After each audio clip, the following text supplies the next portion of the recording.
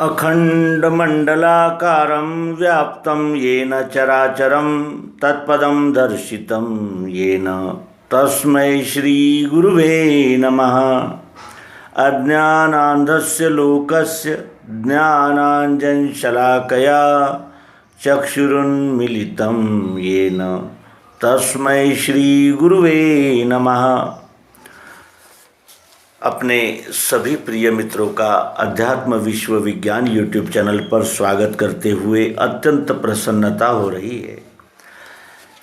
जिस सिद्धांत के प्रचार प्रसार के लिए ये यूट्यूब चैनल का जन्म हुआ वही पुनः पुनः प्रस्तुत करते हुए हम अत्यंत प्रसन्न हो जाते हैं, क्योंकि इस नर जन्म का सार्थक अपने स्वस्वरूप को जानने में ही है और अन्य किसी भी पंथ मथ ग्रंथ से ये स्थायी समाधान की प्राप्ति हमें हो नहीं सकती और स्थायी समाधान की प्राप्ति हुए बगैर इस नर जन्म का परम सार्थक हो ही नहीं सकता, क्योंकि चारों खानियों की अनंत योनियों में जन्म लेते हुए ये जीव आज भाग्यवश नर जन्म में उपस्थित हुआ है। और नर जन्म का परम सार्थक यही है कि हम स्वयं को जानें, हम है कौन। क्या हम शरीर है, क्या मन है, क्या बुद्धि है, चित्त है कि अहंकार है, या हम समुच्चय है। और इस समुच्चय का इस संपूर्ण विश्व के साथ क्या नाता है, क्या संबंध है, ये जानना ही इस नरजन्म का उपयोग है, प्रयोजन है। आइए सर्वांग योग मालिका के पहले अंक में हम श्री मायानंद जी चैतन्य द्वारा प्रस्तुत वो पारंपरिक अनादिकाल से चली आ रही प्राकृतिक सार्वभौमिक सार्वकालिक युक्ति को प्राप्त करें। श्री मायानंद जी चैतन्य पहले अध्याय गुरु स्थापन मोक्षेच्छा दर्शन योग में कहते हैं, श्री गुरु के पदों को है मेरा दंडोत प्रेम से, यही प्रेम रहे स्थाई कृपा दृष्टि वही मिले।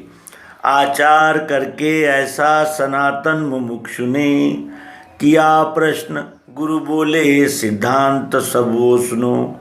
मैंने श्रुति स्मृति शास्त्र पुराण आदि है पढ़े, यथा विधान कर्मों को उनके करके लखा, तो भी चंचलता मेरे मन की मिटती नहीं।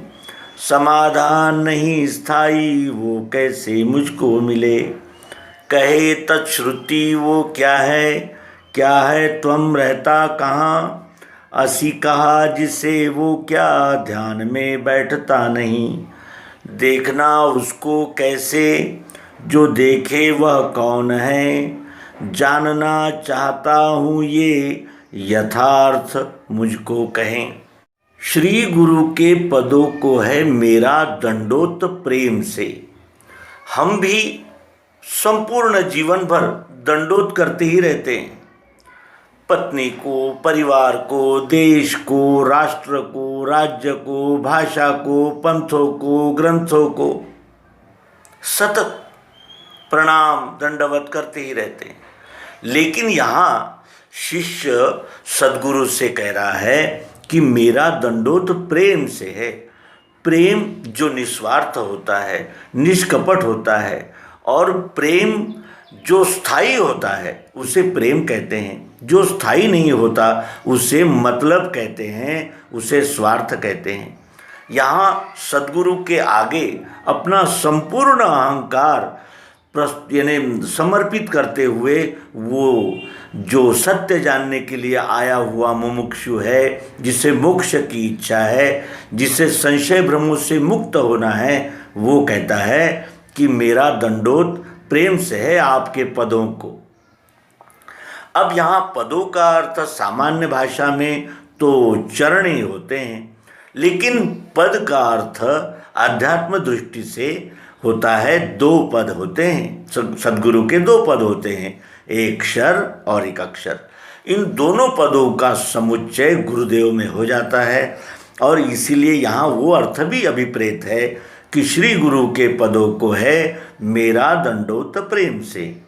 यही प्रेम रहे स्थायी। ये प्रेम चलायमान होने वाला नहीं है, ये प्रेम स्थायी रहना चाहिए। ये आशीर्वाद, ये अभय सद्गुरु से मुमुक्षु चाहता है कि ये प्रेम स्थायी रहे और कृपा दृष्टि वही मिले। कौन सी कृपा दृष्टि? जिस कृपा दृष्टि से सांदीपनी ने श्री कृष्ण को ये परम ज्ञान दिया, वशिष्ठ जी ने श्री राम को दिया, रामकृष्ण परमहंस जी ने विवेकानंद को दिया, बिरजानंद जी ने दयानंद जी को दिया। इस प्रकार का वो स्थायी प्रेम और स्थायी कृपा दृष्टि प्राप्त करना चाहता है ये मुमुक्षु। आचार करके ऐसा सनातन मुमुक्षु ने, ये सनातन आचार है जिसे लेना होगा, उसे झुकना होगा। जो झुकेगा नहीं उसे मिलेगा नहीं। झोली को फैलाना होगा तभी तो उस झोली में कुछ न कुछ आएगा। ये अहंकार हमें झुकने नहीं देता। ये अहंकार झुकने का नाटक तो करने देता है लेकिन झुकता नहीं। क्यों? क्योंकि ये तभी समर्पित होता है जब इसको समर्पण का वास्तविक अर्थ पता चलता है। समर्पण का वास्तविक अर्थ होता है घुल जाना, मिल जाना, समाहित हो जाना। और ये शिष्य सद्गुरु के योग युक्ति में समाहित होना चाहता है और यही आचार सनातन चला रहा है। अर्जुन भी अपने संबोधन में कहने लगे थे कि भूला हूँ धर्म सो पूछता हूँ, अज्ञान के दोष ही समाये, भूला हूँ धर्म सो पूछता हूँ, होवेगा श्रेय स्थायी कहो सो, मैं चेला हूँ आपका बोध देवे। इस प्रकार वो स्थायी कृपा दृष्टि चाहता है और यही आचार मुमुक्षु सनातन यानी सतत सनातन पद्धति से करता चला रहा है। और इतना कहकर मुमुक्षु ने प्रश्न किया तो गुरु बोले, सिद्धांत सब वो सुनो। शिष्य की संपूर्ण यानी एकाग्रता केवल स्थायी समाधान के लिए है और वो स्थायी समाधान देने का वचन श्री गुरु शिष्य को दे रहे हैं। कहते हैं सिद्धांत सब वो सुनो। आपने कितना प्रयास किया है सत्य को जानने के लिए, लेकिन आपको सत्य की प्राप्ति नहीं हुई, क्योंकि जो कुछ भी अब तक आपने प्राप्त किया है वो आंशिक है, आंगिक है, संपूर्ण नहीं है। जिसे संपूर्ण का पता है वही संपूर्ण दे सकता है। और यहाँ सद्गुरु संपूर्ण यानी बोध देने के लिए उपस्थित है, क्योंकि जो जानता है वही दे सकता है। इस प्रकार का यहाँ कॉम्बिनेशन बन गया है। अब शिष्य कहता है कि मैंने श्रुति स्मृति शास्त्र पुराण आदि है पढ़े। मैंने श्रुतियाँ जो सुनकर लिखी गई है, स्मृतियाँ जो याद करके लिखी गई है, शास्त्र जो अनुसंधान करके लिखे गए हैं, अनुसंधान के जो प्रयास थे वो किए गए हैं, यानी वेद उपनिषद शास्त्र ये सब कुछ, पुराण भी मैंने पढ़ लिए। पुराण इतिहास को कहते हैं। तो मैंने श्रुति स्मृति शास्त्र पुराण आदि है पढ़े, यथा विधान उनके कर्मों को लिखा। क्योंकि जब मैंने इन श्रुति स्मृति शास्त्र पुराणों को पढ़ा तो केवल कुतूहल से नहीं पढ़ा, जिज्ञासा से नहीं पढ़ा, मैं इनमें से सत्य चाहता था, इसीलिए यथा विधान उनके कर्मों को करके लिखा। मैंने उसमें दी गई विधियों का पालन करके देखा है। मैंने पालन करके देखा, उनकी युक्तियों को, उनके यानी प्रयोगों को मैंने स्वयं करके देखा, और तो भी चंचलता मेरे मन की मिटती नहीं। इतने प्रयास करने के बाद भी मेरे मन की चंचलता समाप्त नहीं होती, क्योंकि मुझे यानी निश्चय नहीं होता, निर्धार नहीं होता। क्यों? क्योंकि वो केवल शब्द ही थे। शब्द जैसे हम पानी पानी कहे तो हमारी प्यास नहीं बुझ सकती, लेकिन बगैर कुछ कहे यदि पानी प्राप्त हो जाए तो हमारी प्यास बुझ जाएगी। इस प्रकार वो कहता है कि चंचलता मेरे मन की मिटती नहीं, समाधान नहीं स्थायी, वो कैसे मुझको मिले? मुझे स्थायी समाधान की प्राप्ति नहीं होती। भोगों में, ऐश्वर्य में, मान में, सम्मान में समाधान तो होता है, लेकिन क्षणिक होता है। विषयों को भोगते हुए भी हमें क्षणिक समाधान होता है, स्थायी समाधान नहीं मिलता। और शिष्य कहता है कि मुझे स्थायी समाधान चाहिए, वो मुझे कैसे मिलेगा, इसका मार्गदर्शन गुरुदेव आप कृपया कीजिए। अब उसने जो वेदों से महत्वपूर्ण, जो वेदों का महावाक्य है, जो 4 महावाक्य है, उनमें का एक वाक्य का अर्थ वो सद्गुरु से पूछ रहा है। कहता है, कहे तच्छ्रुति वो क्या है त्वम रहता कहाँ, असी कहा जिसे वो क्या ध्यान में बैठता नहीं। तत्त्वम असी, ये वेदों का महावाक्य है, इसका सामान्य अर्थ है वही तुम हो। तो शिष्य कहता है कि वो जो श्रुतियाँ तत् कहती है, वही कौन, क्या है त्वम, और तुम मैं कौन हूँ, और ये रहता कहाँ है। असी क्या किसे कहते हैं, असी का अर्थ होता है अस्तित्व, वो क्या है, और ये मेरे ध्यान में बैठता नहीं। कहे तच्छ्रुति वो क्या है त्वम रहता कहाँ, असी कहा जिसे वो क्या ध्यान में बैठता नहीं। ध्यान में नहीं बैठता।